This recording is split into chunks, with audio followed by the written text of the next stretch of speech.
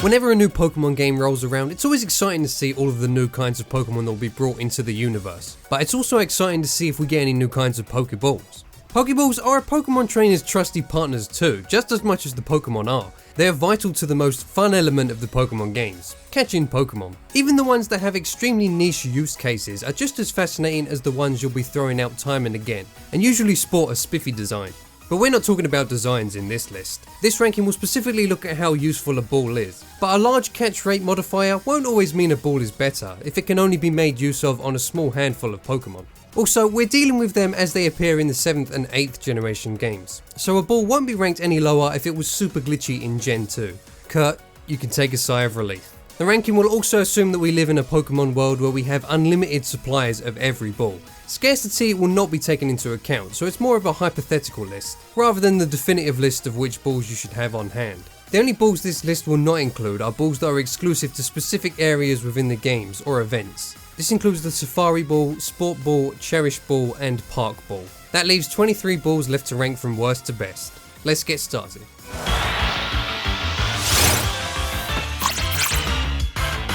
You knew this was going to be the worst of the lot.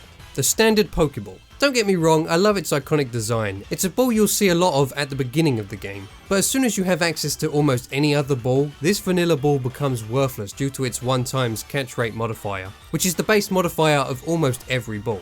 The Premier Ball is a white Pokeball, 1x modifier. The only difference is that it's white, and you get it as a free gift at Pokemarts, which makes it a little special, I guess.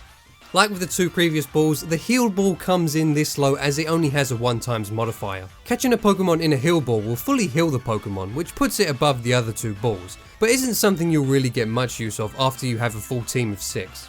Honestly, I had a real internal debate whether the Beast Ball should be ranked as the worst Pokeball, or if it should go ahead of the 1x crew. Ultimately, I decided on this position as it serves a specific purpose. It provides a 5x catch rate modifier when used on an Ultra Beast, whereas all other balls have a 0.1x modifier on an Ultra Beast. However, when there are no Ultra Beasts left to catch, the Beast Ball is the absolute worst ball with a 0.1x modifier on anything else, making it 10 times worse than a standard Pokeball.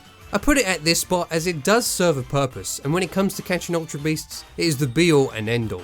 The Moon Ball provides a 4x modifier when used on Pokemon that evolve by Moonstone. This is a very limited list, consisting of the following Pokemon lines: Nidoran Male, Nidoran Female, Clefairy, Jigglypuff, Skitty and Munna. When it comes to niche use cases, you can't get any nicher.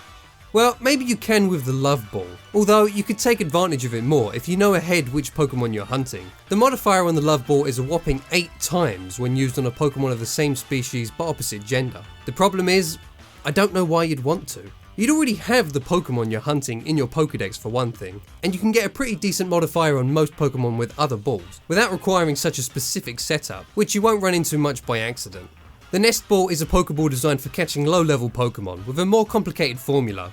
41 minus the wild Pokemon's level divided by 10, but only for Pokemon from level 1 to 29. Here's a few examples. Using it on a level 5 Pokemon will result in a 3.6x modifier. On a level 29 Pokemon you'll get a 1.2x modifier. The high modifier on lower level Pokemon is handy, but hardly necessary. A Great Ball or Ultra Ball will probably get the job done just fine. Unfortunately, like the Pokeball, the existence of the Ultra Ball definitely devalues the Great Ball once you get past a certain point in the game.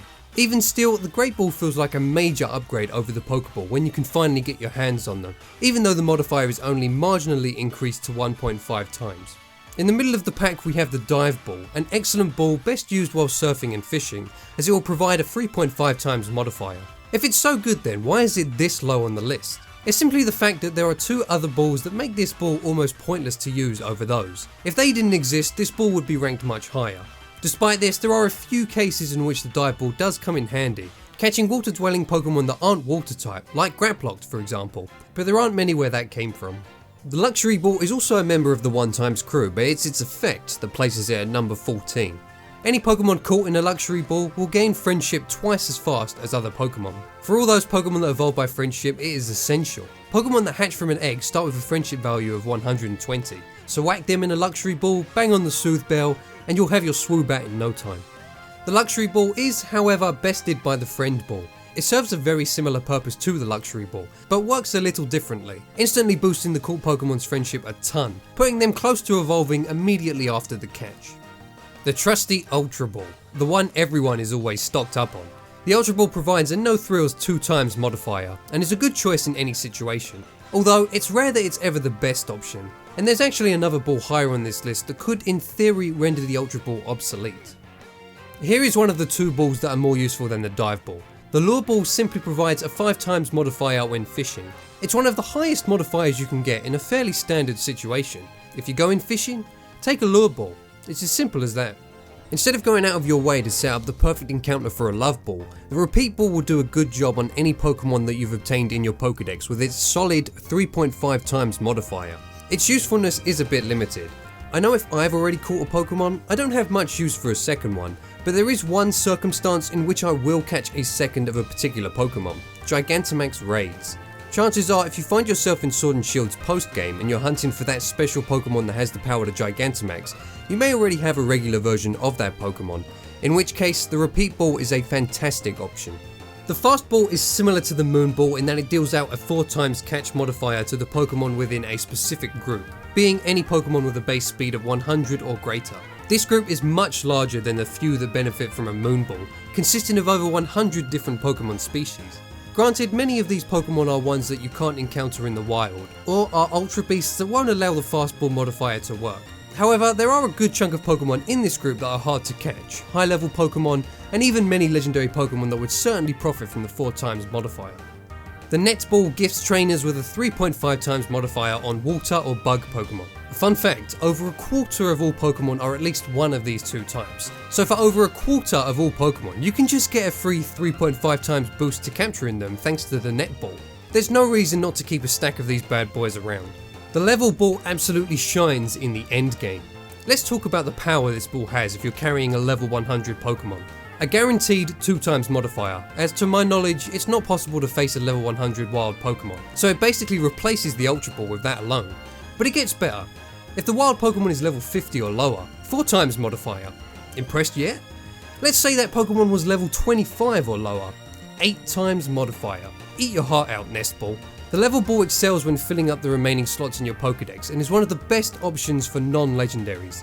Unfortunately, Sword and Shield's post-game sees any wild area inhabitants buffed to level 60, so the Level Ball doesn't exactly shine in that scenario, but in most other locations, it's a real winner.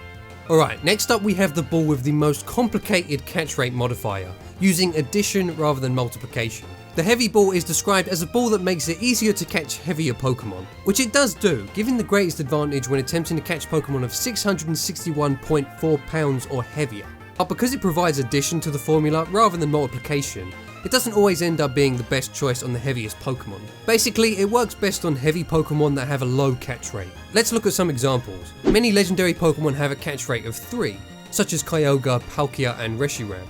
Since they are heavier than 661.4 pounds, the Heavy Ball's catch rate modifier is plus 30. 3 plus 30 is 33. In other words, that is a mighty 11 times modifier, making it the quintessential ball for obtaining these tough to catch legendary Pokemon. But then there's a large Pokemon like Snorlax with a catch rate of 25. Add 30 onto that and we have 55, or in other words a 2.2 times modifier, making it only slightly better than an Ultra Ball. In layman's terms, this ball is godlike against a handful of heavy legendaries. Even the legendaries that will only see a plus 20 modifier, that's still 7.6 times if their catch rate is 3. Not too shabby. Here is perhaps another ball that could outright replace the Ultra Ball. Want a better chance at catching every Pokemon in the game? Simply go hunting at night. That way you will never have lower than a 3 times catch rate modifier thanks to the Dusk Ball. Even with the slight nerf in Gen 7, a 3 times modifier is nothing to scoff at, and can be used on practically any Pokemon in any game without any setup, except for waiting for the sun to set.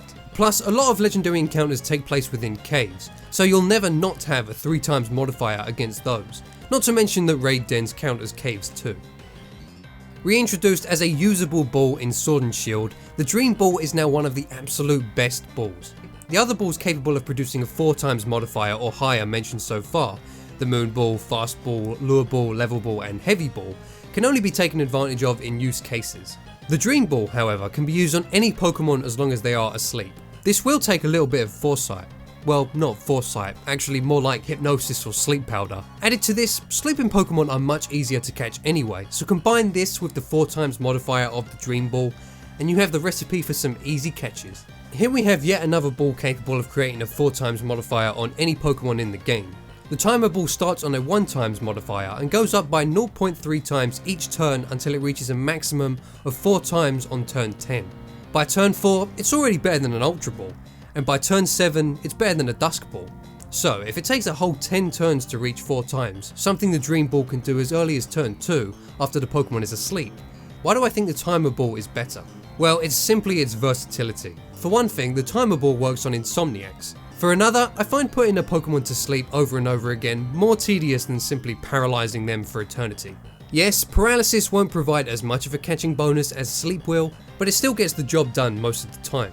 It's not uncommon for legendary Pokemon to take a bit of time to catch, so a Timer Ball is always a fine choice. The Quick Ball is straight up busted. A 5x modifier on the first turn, and after that it's as good as a basic Pokeball. Surely that doesn't sound like it would be that good, right? Since it's only for the first turn, where the Pokemon will be at full health with no status conditions. Well, take a look at this.